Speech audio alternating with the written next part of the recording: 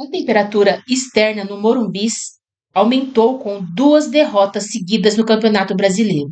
Depois de 13 partidas sem perder, o São Paulo não vence há 4 rodadas e se afastou do topo da tabela de classificação do Brasileirão. Está em nono lugar com 15 pontos. Mas tenta minimizar preocupações de torcedores. A segunda-feira de representação no CT da Barra Funda, depois da folga de domingo, o elenco do São Paulo treinou normalmente.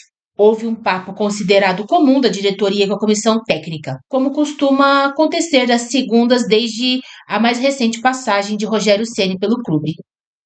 Nessa conversa, diretoria e Zubeldia debateram o planejamento para as próximas partidas, o calendário do São Paulo no futuro próximo e a importância de chegar ao fim de julho, quando a Copa do Brasil e a Conmebol Libertadores voltam a ser disputada, com uma tranquilidade no Campeonato Brasileiro. Por isso, a tendência é que o tricolor, nas próximas rodadas, entre com força máxima, sem preservar jogadores. Diante do Cuiabá e do Vasco, as únicas derrotas com Zubeldia no banco.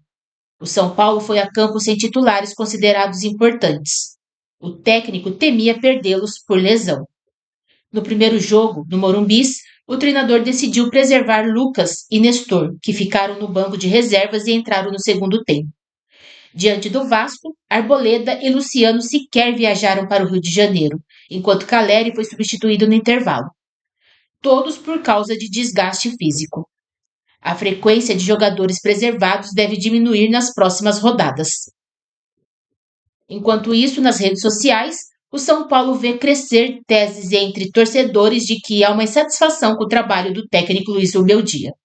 O clube tenta amenizar as especulações e dar respaldo para o treinador, que até pouco tempo era quase unanimidade entre os são paulinos por causa da sequência de 12 partidas sem derrotas e a evolução em campo.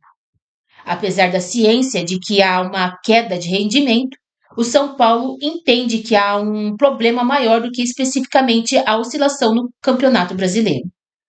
Acredita-se que seja uma questão de campo-bola. Não há relatos internos de problema de relacionamento entre elenco e comissão técnica. O São Paulo tenta lidar agora com problemas dentro de campo.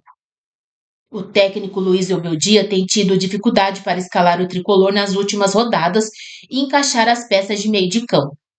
Na derrota para o Vasco, o treinador ainda perdeu o meia Nestor, que deixou o gramado com dores na coxa direita e passou por exames nesta segunda-feira para saber a gravidade do problema.